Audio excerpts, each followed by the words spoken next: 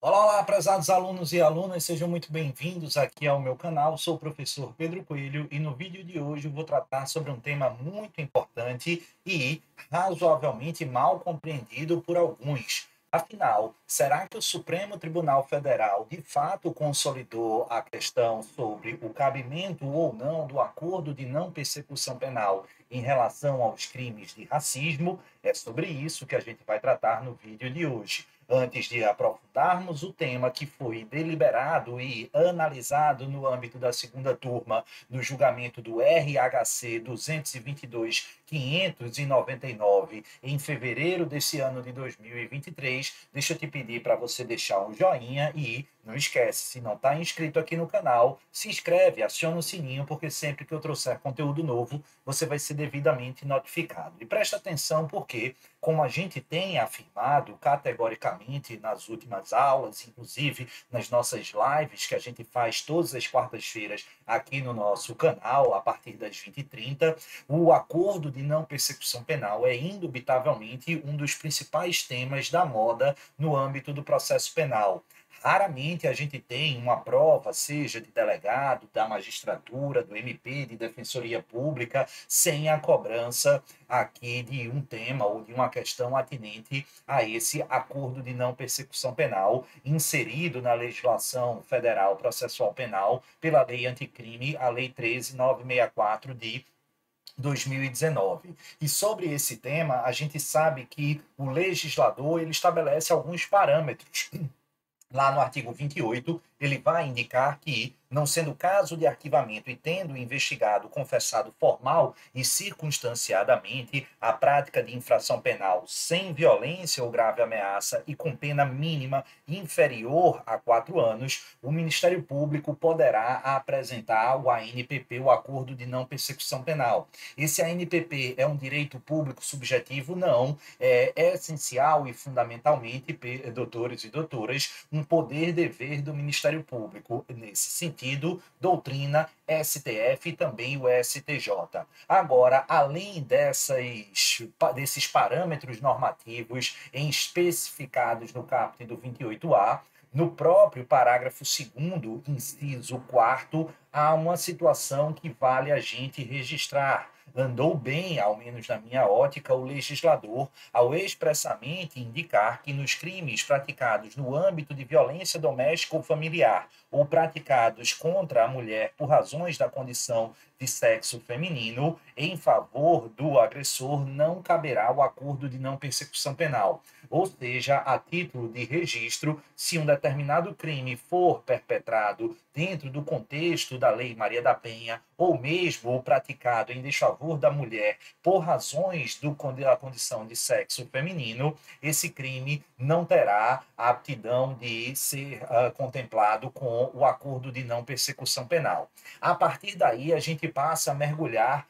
no tema fulcral desse vídeo. É possível, Pedro, o acordo de não persecução penal em relação aqui aos crimes de racismo? Presta atenção, doutores e doutoras, por quê? Porque além da Lei dos Crimes de Preconceito, datada de 1989, nós sabemos que recentemente houve alteração legal e, antes disso, já havia modificação de posição pelo Supremo e também pelo STJ, no sentido de assimilar e compreender a chamada injúria racial. Então, antes da alteração legal prevista no artigo 140, parágrafo 3º, como também inserida do pacote constitucionalmente referenciado como racismo, ou seja, aquela vedação ou tratamento mais recrudescido entabulado no texto constitucional não apenas teria destinação em relação aos crimes da lei de preconceito de 89,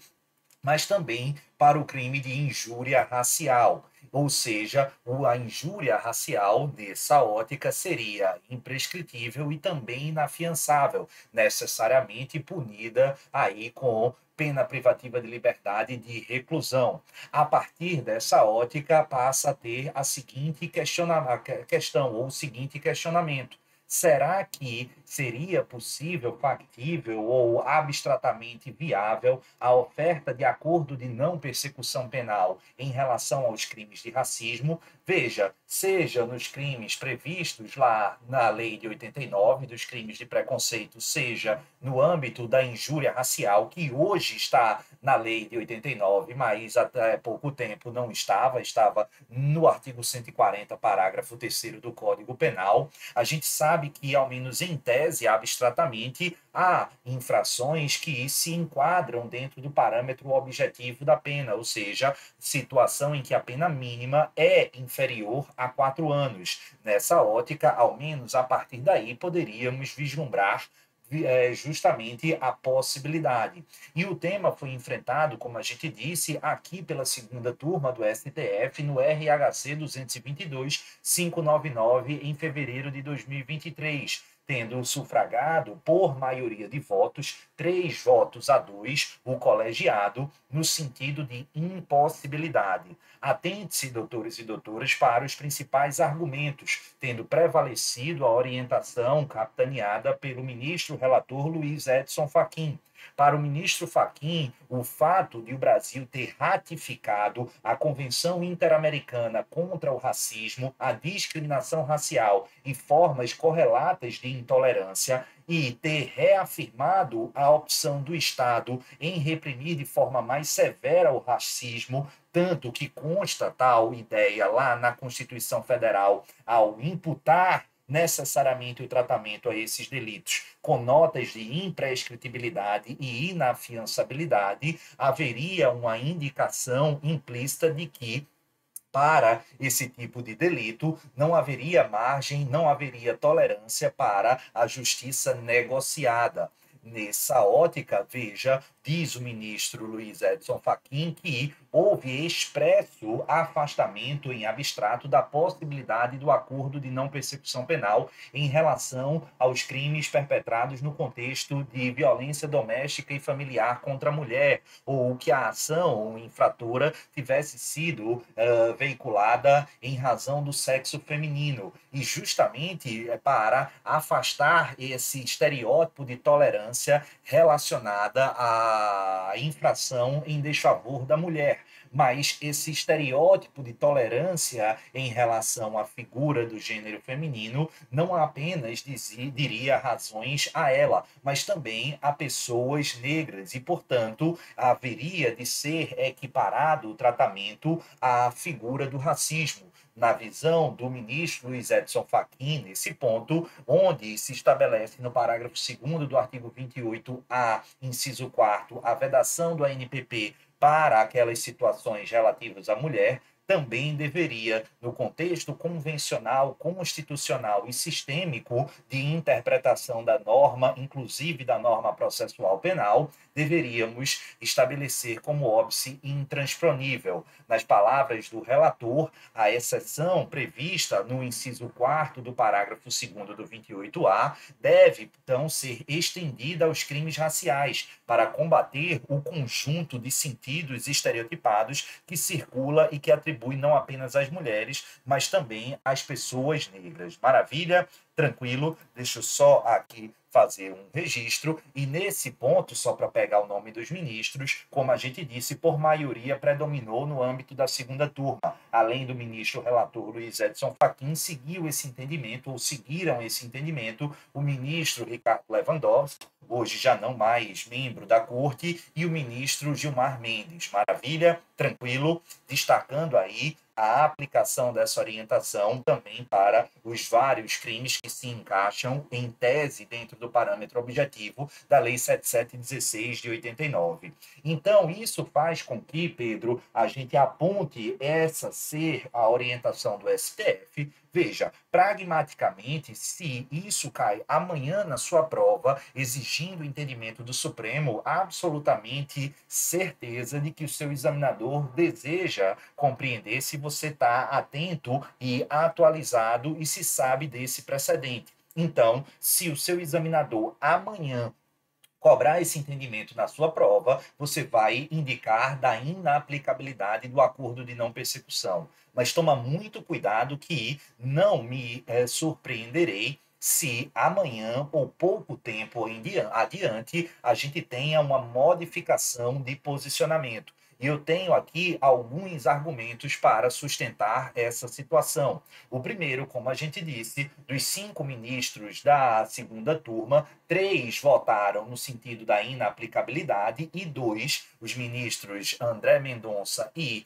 Cássio Nunes Marques, apontaram pela possibilidade de acordo de não persecução penal, ao menos abstratamente e em tese, para os crimes de racismo, beleza? Além disso, um dos ministros que votaram já não mais se encontra na corte. Refiro-me, claro, ao ministro Ricardo Lewandowski, que se aposentou. E, por fim, a gente ainda tem pendente a análise dos outros ministros, são 6 ministros, 5 da primeira turma e ainda o presidente da corte, justamente para se manifestar sobre o tema. Então, nada impede da segunda turma modificar esse caminho ou mesmo o próprio plenário, que vai acontecer mais cedo ou mais tarde. E, além disso, doutores e doutoras, vale destacar que, sobretudo, o voto do ministro André Mendonça é muito bem fundamentado para refutar a possibilidade de negativa em abstrato e em tese do ANPP relativo aos crimes de racismo, fazendo uma contraposição muito interessante em detrimento do voto predominante do ministro relator Luiz Edson Fachin.